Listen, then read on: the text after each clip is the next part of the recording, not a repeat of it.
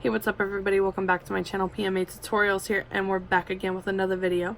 Today's look is going to be this purple halo eye. I hope you like it because I had a lot of fun creating it. Today I used the Morphe x Jaclyn Hill Vault collection, and I love this palette. This is the Bling Boss palette, and it is my favorite because purple is my favorite color.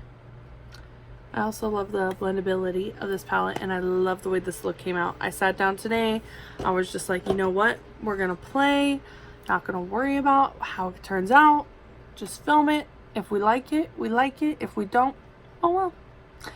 So if you like what you see, please keep on watching. Make sure you hit that subscribe button down below and hit the notification bell so you can get notified every time I upload. Leave this video a like and a comment so we can connect and be friends. And without further ado, here we go.